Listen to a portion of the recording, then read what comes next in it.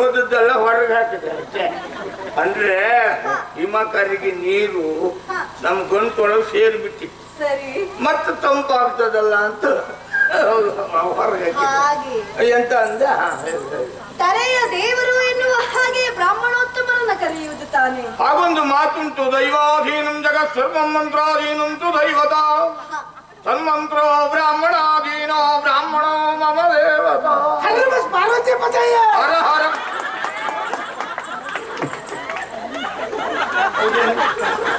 ನಾನೇನು ಊಟಕ್ಕೆ ಕುಳಿತಾಗ ಹೇಳಿದ ತೂರ್ಣಿಕೆ. ಬ್ರಾಹ್ಮಣರು ಅಂದ್ರೆ ಯಾರು ಅಂತ ಅವಳಿಗೆ ತಿಳಿಸಿದ್ದೀನಿ. ಅವಳು ಇರ್ಲಿ ಬಿಡು, ನೀನು ಮುಂದೆ. ಅಂದ್ರೆ ಸರ್ವವು ದೈವಾಧೀನವಾಗಿದೆ, ದೈವವು ಮಂತ್ರಾಧೀನ, ಮಂತ್ರಗಳೆಲ್ಲವೂ ಬ್ರಾಹ್ಮಣಾಧೀನ. ಅಂತಹ ಬ್ರಾಹ್ಮಣರು ಮಮ ದೇವರು ಎನ್ನುವ ಹಾಗೆ ಭಾವಿಸಿ ಮತ್ತೆ ಮತ್ತೆ ಮತ್ತೆ ಮತ್ತೆ ನಮಸ್ಕರಿಸಿಕೊಳ್ಳುತ್ತಾ ಇದ್ದೇನೆ. ಒಳ್ಳೇದಾಗ್ತಲ್ಲ, ಇನ್ನು ಮುಂದಾಯ್ತು ಬಿಡು. ಎಲ್ಲಿಗೋ ಅವಸರದಿಂದ ಹೊರಟವರು ತಾವು. ಎಲ್ಲ ಇನ್ನು ಮುಂದಾಯ್ತೆ, ಎಲ್ಲ ಇನ್ನು ಮುಂದಾಯ್ತು ಅನ್ಸುತ್ತೆ. ಅವಸರದಲ್ಲಿ ಅದೆಲ್ಲ ನಿನಗೆ ಹೇಳಿದ್ದ ಅಲ್ವೇ, ನಮ್ಮ ಹಿಂದಿದ್ದವರೆಲ್ಲ ಮುಂದೆ ಹೋದ್ರು, ನಾವು ಮುಂದೆ ಬಂದವ್ರು ಹಿಂದಾದ್ವಿ, ಹಾಗಾಗಿ ಇನ್ನು ಮುಂದಾಯ್ತು ಅಂದೆ. ಅವಸರದಿಂದ ಎತ್ತಲು ಹೊರಟವರು ತಾವೆಲ್ಲ. ಹೌದೌದು. ತಮ್ಮನ್ನ ತಡೆದು ನಿಲ್ಲಿಸಿದಕ್ಕಾಗಿ ಕ್ಷಮಾಪಣೆಯನ್ನ ಯಾಚಿಸ್ತಾ ಇದ್ದೇನೆ. ಅದೇನಿಲ್ಲಪ್ಪ, ಆಗ ನಿನಗೆ ಕುತೂಹಲ ಉಂಟಲ್ಲ. ಮತ್ಯಾವುದು ಅಲ್ಲ, ಏನು ತಾವೆಲ್ಲರೂ ಇಷ್ಟು ಜನ ಒಟ್ಟಾಗಿ ಹೋಗ್ತಾ ಇದ್ದೀರಿ ಅಂತಾದ್ರೆ ಬ್ರಾಹ್ಮಣೋತ್ತಮರೆಲ್ಲರೂ ಒಂದಾಗಿ ಎಲ್ಲಿಗೂ ಹೊರಟಿದ್ದಾರೆ ಹೇಳುವುದೇ ಮೊದಲನೇ ಕುತೂಹಲ. ಹೌದೌದು, ಬ್ರಾಹ್ಮಣರು ಒಟ್ಟಾಗುವುದೇ ಕಷ್ಟ. ಇನ್ನೊಂದು, ಬ್ರಾಹ್ಮಣರು ಹಾಗಲ್ಲ ಒಟ್ಟಾಗುದಿಲ್ಲ. ಮುಖ್ಯವಾದಂತಹ ಕಾರಣ ಬೇಕು, ಕಾರ್ಯವೂ ಬೇಕು. ಹೌದೇ ಹೌದು ಹೌದು ಹೌದು. ಇಲ್ಲಿರುವಂತಹ ಬ್ರಾಹ್ಮಣರನ್ನು ನೋಡಿದಾಗ ಕೇವಲ ಒಂದು ವರ್ಗದ ಬ್ರಾಹ್ಮಣರಲ್ಲ, ಈ ವಿಧದ ಬಹುಸೂರರು ಎಲ್ಲರೂ ಇದ್ದಾರೆ. ಅಗ್ನಿಹೋತ್ರಿಗಳಿದ್ದಾರೆ, ಜೋಶರು ಇದ್ದಾರೆ, ಅದು ನಾವುಡರು ಇದ್ದಾರೆ, ಗಾವರಂತರು ಇದ್ದಾರೆ, ಉರ್ರಾಳರು ಇದ್ದಾರೆ, ಇದೇ ಅವರ ಸಾಮಗ್ರರು ಇದ್ದಾರೆ, ಭಟ್ರು ಇದ್ದಾರೆ, ಭಾಗವತರು ಇದ್ದಾರೆ, ಉದ್ದನಾಮದವರು, ಅಡ್ಡನಾಮದವರು, ದೀಕ್ಷಿತರು ಇದ್ದಾರೆ, ದೀಕ್ಷಿತರು, ಜೋಯಿಸರು, ಎಲ್ಲವರು ವಿಧ ವಿಧದ ಭೂಸುರರು. ಹಾಗಾಗಿ ಆಶ್ಚರ್ಯವಾದದ್ದು. ಹೌದು, ಇಷ್ಟೆಲ್ಲ ಜನ ಬ್ರಾಹ್ಮಣರು ಒಂದಾಗಿ ಹೋಗುತ್ತಾ ಇದ್ದೀರಿ ಅಂತಾದ್ರೆ ಯಾವುದೋ ಒಂದು ದೊಡ್ಡ ಕಾರ್ಯವೇ ಇರಬೇಕು, ಮಹತ್ ಕಾರ್ಯವೇ ಇರಬೇಕು. ಅದರಲ್ಲಿಯೂ ಆ ಮಹತ್ ಕಾರ್ಯ ನನ್ನ ಭಾವನೆಯಲ್ಲಿ ಶುಭ ಕಾರ್ಯ ಅಂತ ನಾನು ಭಾವಿಸಿದ್ದು. ಯಾಕೆ ಗೊತ್ತಾ? ಯಾರಾದ್ರೂ ಜೊತೆ ಮಕ್ಕಳು ಸಾಗ ಭೂಮಿ ದೇವ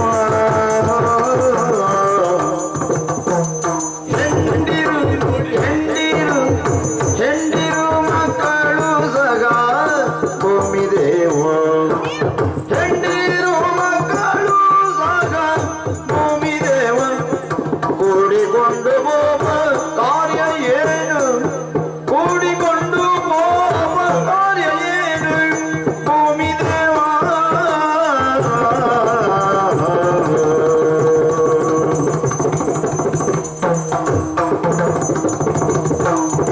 ಕಂಡರೆ ಕೌತುಕ, ಕಂಡರೆ ಕೌತುಕ,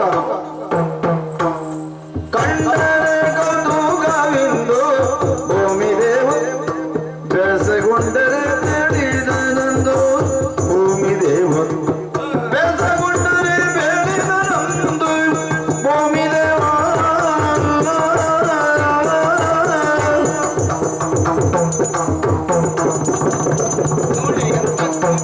ಆವಲಿಂದ ಬಂದಿರಿ, ಆವಲಿಂದ ಬಂದಿರಯ್ಯ ಭೂಮಿ ದೇವ. ಒಳ್ಳೆ ಕುಡಿಕೆ, ಒಳ್ಳೆ ಕುಡಿಕೆ. ಕುಣಿಕೆ ಅಲ್ಲ ಅದು, ಕುಣಿಕೆ ಹಾರಕ್ಕೆ ಹಾಕುದು, ಕುಣಿತ. ಅವಳ ಹಾಗೆ ಒಂದೊಂದು ಶಬ್ದವೆಲ್ಲೆಲ್ಲರೂ ನುಂಗಿ ಬಿಡುದು. ಹೌದೌದು. ಹಾಗಾದ್ರೆ ತಾವೆಲ್ಲರೂ ಹೊರಟಿರುವುದು ಶುಭ ಕಾರ್ಯಕ್ಕೆ ಎನ್ನುವ ಹಾಗೆ ನಾನು ಭಾವಿಸಿದ್ದು. ಹೇಗೆ ಬ್ರಾಹ್ಮಣರು ಅಂತ ಹೇಳಿದ್ರೆ ಶುಭ ಕಾರ್ಯಕ್ಕೂ ಬೇಕು, ಅಪರ ಕಾರ್ಯಕ್ಕೂ ಬೇಕು. ಹೌದು, ಯಾರು ಸತ್ರು ಬೇಕು, ಯಾರು ಹುಟ್ಟಿದ್ರು ಬೇಕು ಅಲ್ವಾ? ಸರಿ ಇದ್ದಾಗೆ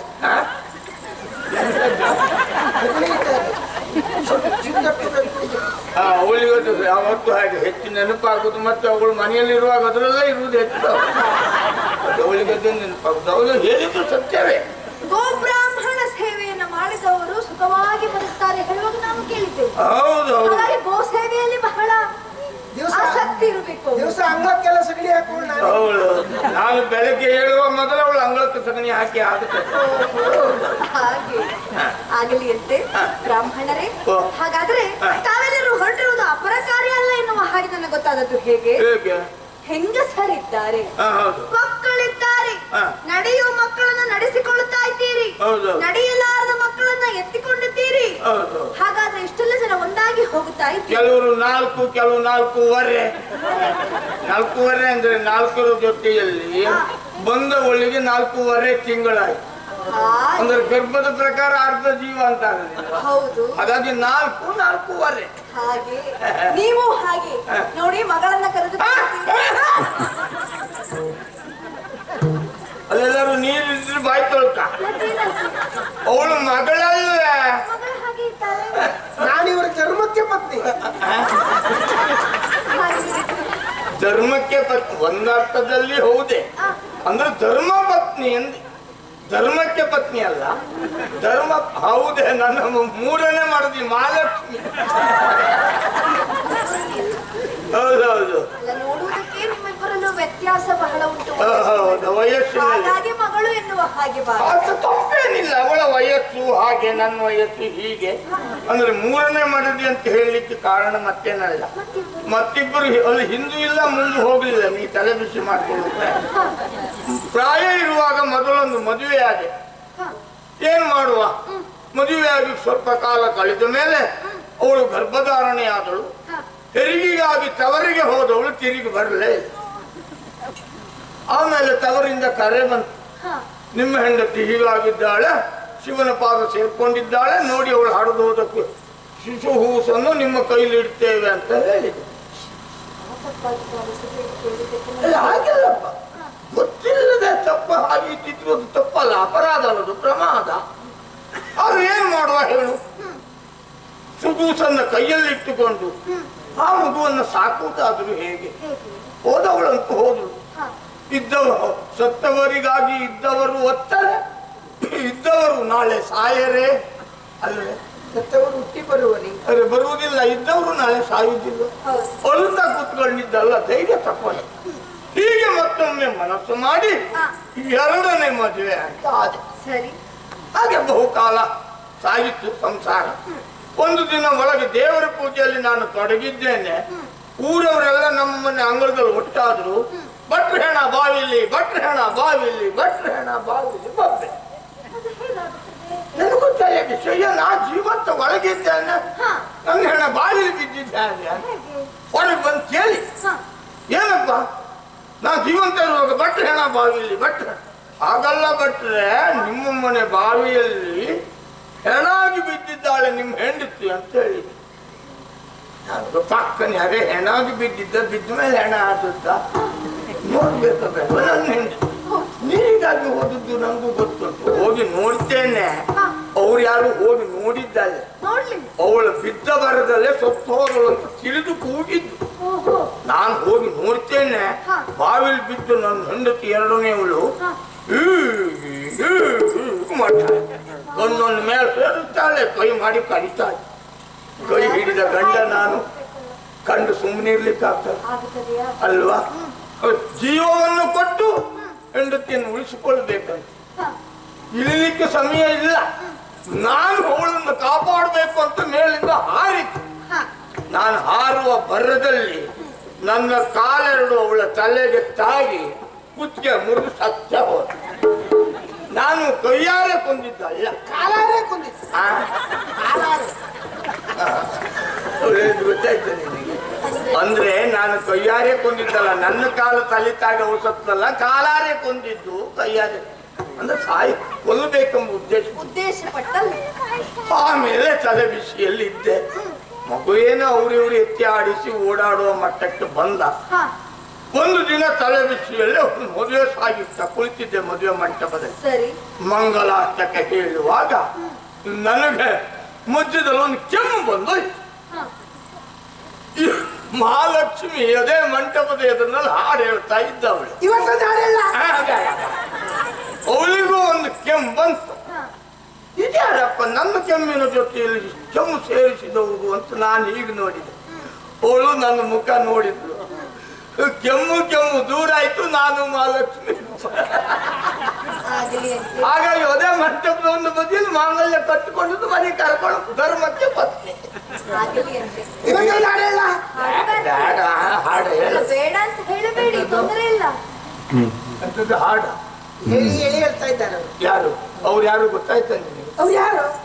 ಅವ್ರು ಹೇಳುದು ಯಾಕೆ ನಿನ್ಗೆ? ಅವ್ರು ಯಾರು? ನನಗೆ ನೀನು ಹಾಡು ಹೇಳ್ತಿ ಅನ್ನೋ ಬಗ್ಗೆ ತಲೆ ಬಿಸಿ ಅಲ್ಲ, ಸಣ್ಣ ಬೇಸರ ನೋವು ಉಂಟು. ಆ ದಿನ ಏನೋ ಮದುವೆ ಮನೆಯಲ್ಲಿ ಮಂಟಪದ ಎದುರಿನಲ್ಲಿ ಹಾಡು ಹೇಳಿ ನನ್ನ ಹೆಂಡತಿ ಆದವಳು. ಇವತ್ತೆಲ್ಲಾದ್ರೂ ಹಾಡು ಹೇಳಿ ಅವ್ರ ಹೆಂಡತಿ ಆಗ್ಬೇಕು. ಇಬ್ರು ಹಾಡು ಹೇಳುವವರು ಒಟ್ಟಾಗಿ ನಮ್ಗೊಂದು ಕೈ ಕೊಟ್ಟರು ಇನ್ನು 4ನೇ ಮದುವೆ. ಯಾರವರು? ಅವ್ರು ಗೊತ್ತಾಗ್ಲಿಲ್ಲ. ಅಯ್ಯೋ ಅವ್ರು ಭಾಗವತಲ್ಲ. ಆ ದಿನ ಹೇಳಿದ್ರಲ್ಲ ಒಬ್ರು ಹರಕಬಾಯಿ ಭಾಗವತ ಇದ್ದಾರೆ ಅಂತ.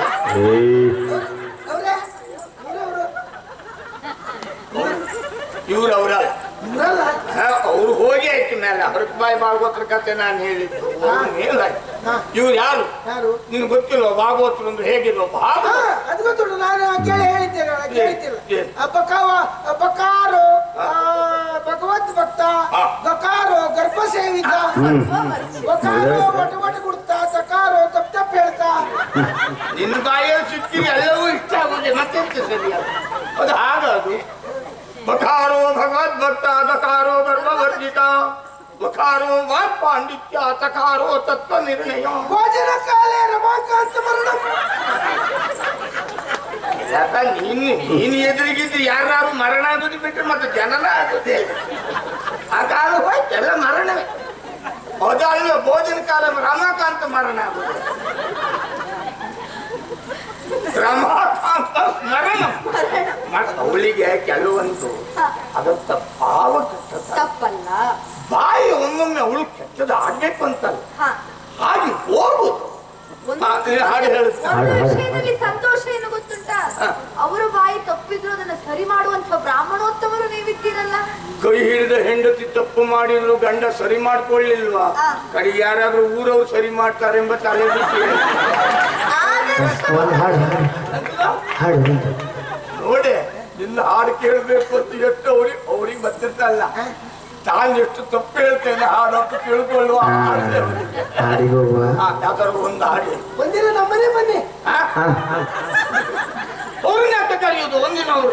ಯಾವತ್ತೂ ಅವ್ರು ಮನೇಲಿ ಊಟ ಮಾಡುವುದೇ ಕಡಿಮೆ, ಯಾವತ್ತು ಬೇರೆಯವ್ರ ಮನೆ ಊಟ ಮಾಡುವುದು. ಮತ್ತೆ ಅವರು ಅಲ್ಲ ಬನ್ನಿ, ತೊಂದ್ರೆ ಇವ್ರು ಇರುವುದಿಲ್ಲ, ಆದ್ರೂ ಬನ್ನಿ, ತೊಂದ್ರೆ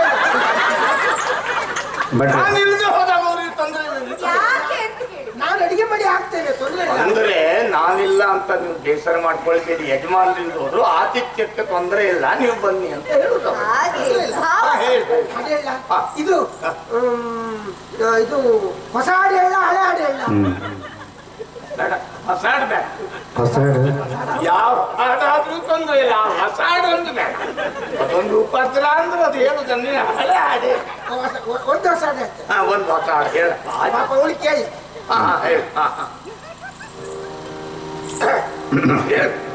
ಶ್ರುತಿ ಸರಿ ಮಾಡ್ಕೊ. ಅವಳಿಗೆ ಅದಿಷ್ಟು ಸರಿ ಇರುವುದೇ ಕಷ್ಟ. ಶ್ರುತಿ ಸಾಹಿತ್ಯ ಎರಡು ತಪ್ಪೋಗ್ತದೆ, ಭಾವನೆ ಬರುವುದಿಲ್ಲ. ಅದು ಹಾಡು ಒಳ್ಳೆಯದು. ಆಲಕ್ಕೆ ಹೂ ಇಲ್ಲ, ಹೌದು, ಸಾಲಕ್ಕೆ ಕೊನೆ ಇಲ್ಲ, ಹೌದೇ ಹೌದು. ಜಾಲಿಯ ಮರವು ನೆರಳಲ್ಲ, ಸತ್ಯವೇ. ಜಾಲಿಯ ಮರವು ನೆರಳಲ್ಲ, ನನಗೆ ಗಂಡನ ಮನೆಯಲ್ಲಿ ಸುಖವಿಲ್ಲ. ಮಹಾಲಕ್ಷ್ಮಿ ಕೈ ಹಿಡಿದು ಕರ್ಕೊಂಡು ಬಂದು ಆ ದಿನದಿಂದ ಈ ದಿನದವರೆಗೆ ನಿನಗೆ ಸುಖಕ್ಕೆ ಅಂತ ಧರ್ಮ ಕಡಿಮೆ ಆಗಿದೆ. ಅಲ್ಲ, ಅದು ಹಾಡು ಹಾಗೆ ಉಂಟು. ಹಾಡು ಹಾಗಿದ್ದಲ್ಲ, ನೀನು ಹೇಳಿದ್ದ ಹಾಗೆ ಆಗದು ಹಾಡಿದ್ದು. ಆಲಕ್ಕೆ ಹೂವಿಲ್ಲ, ಸಾಲಕ್ಕೆ ಕೊನೆಯಿಲ್ಲ, ಜಾಲಿಯ ಮರವೂ ನೆರಳಲ್ಲ, ಜಾಲಿಯ ಮರವೂ ನೆರಳಲ್ಲ, ತಂದವ್ವ ತಂದೆಯ ಮನೆಯೂ ಸ್ಥಿರವಲ್ಲ, ಸೂಯಿ ಸೂಯಿಸುವ. ಸುವಿಸುವಲ್ಲಿ ಅಲ್ಲ, ಮತ್ತೆ ಮತ್ತೆ ಬಾಯಿ ಹಾಕಿ ತಾನೇ ತಿಂದಾನ, ತಂದ ತಾನೇ ತಿಂದಾನ, ತಾನೇ ತಿಂದಾನ. ಅಯ್ಯೋ, ನೀನು ಮನೆಯಲ್ಲಿ ತಂದೆ ತಾನೇ ತಿಂದಾನ, ತಂದೆ ತಾನೇ ತಿಂದಾನ ಅಂದ್ರೆ ಏನರ್ಥ? ನಿನ್ನೇನು ಮಾಡಿದ್ದನ್ನು ಇವತ್ತು ನಾವು ತಂದೆ ಅಂತ ಹೇಳುದು. ಬೇರೆಯವ್ರಿಗೆ ಕೊಡ್ಲಿಲ್ಲ, ತಾನೇ ತಿಂದಾನ. ತಾನೇ ತಿಂದಾನ. ಚಂದ ಅಲ್ವೇ, ತಾನೇ ತಿಂದಾನ. ಅದೇನು ಹೋಗಿ ಹಾಡ್ಬೇಡ, ಇನ್ನೊಂದು ಒಳ್ಳೆ ಹಾಡು ಹೇಳಿ. ಆದಷ್ಟು ಬ್ಯಾಗ ಹೋಗು. ಒಳಗೆ ಕರೆವೇನು ಬಾ, ಯಾರಿಲ್ಲ ಒಳಗೆ ಕರೆವೇನು ಬಾ. ಮಹಾಲಕ್ಷ್ಮಿ, ಈ ಹಾಡು ನಾನು ಮನೆಯಲ್ಲಿ ಇಲ್ಲದೆ ಹೋದ ಸಂದರ್ಭದಲ್ಲಿ ಹೇಳುವುದಾ? ಯಾವಾಗಲೇ ಹೇಳುವುದು. ಯಾಕಂದ್ರೆ ನಾನಿರುವಾಗ ಈ ಹಾಡು ಹೇಳಿಕ್ಕೆ ನಾನು ಕೇಳಿದೆ. ನಾನು ಮನೆಯಲ್ಲಿ ಇಲ್ಲದೆ ಹೋದಾಗ ಒಳಗೆ ಯಾರು ಇಲ್ಲ, ಯಾರನ್ನ ಕರೆಯುವುದು ನೀನು? ಒಳಗೆ ಕರೆವೇನು ಬಾ, ಯಾರಿಲ್ಲ ಭಗವಂತ ಎನ್ನ ಕಾವರು.